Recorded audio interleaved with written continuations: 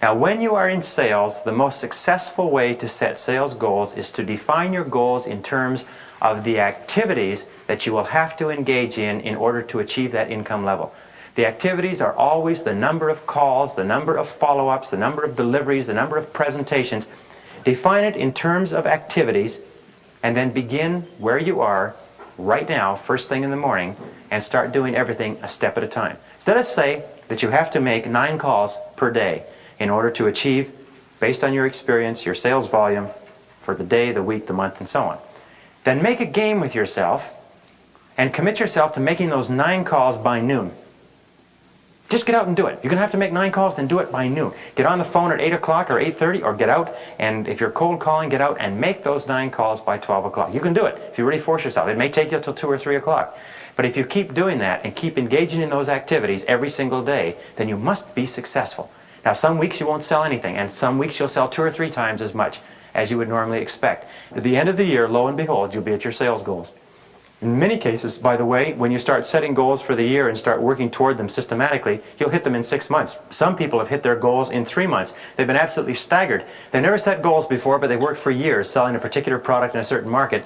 The first year they start setting goals and making plans and working day to day on their plans, suddenly they achieve their year's goals in 3 months. They cannot believe it. We don't know why it is, but we do know one thing, is that when you set a goal, you program it into the subconscious. Once you've programmed it into the subconscious takes on a power of its own and starts moving you rapidly toward this goal. There's a series of things that the subconscious mind does. Keeping your eyes alert for opportunities, bringing you the right ideas in the middle of a sales conversation, keeping you on the alert for different nuances that the person is saying. The subconscious is reading your prospect's face and giving you the feelings and ideas of what to say. Everybody's had the experience of being in a sales presentation where they simply couldn't say a wrong thing. Have you ever had that? The sales presentation was as smooth as cream. You said, geez, if it was like this all the time, I could make a fortune, right?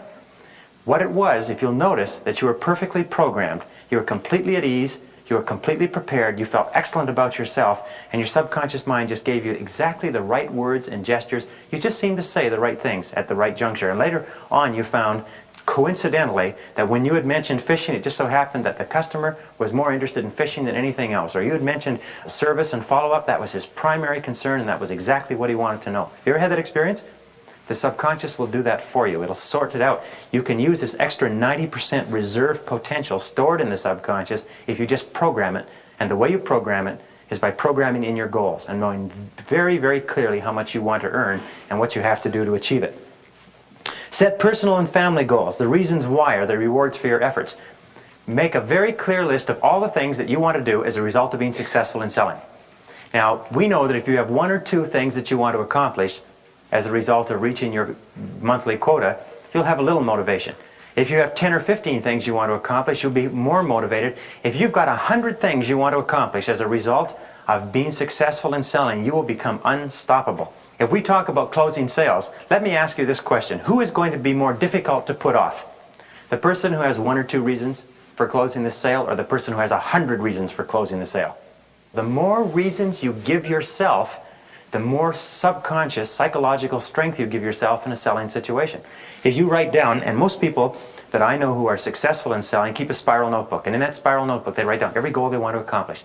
Whether it's a car, a house, a trip, whether it's a home computer or new clothes or jewelry, or whether it's travel or savings account or investments or RSPs, every single time they think of something that they would like to own, or they see somebody with something they admire, they immediately say, that's for me. They put no limitations at all on their ability to accomplish anything, and they write it down as a goal. And I've seen people with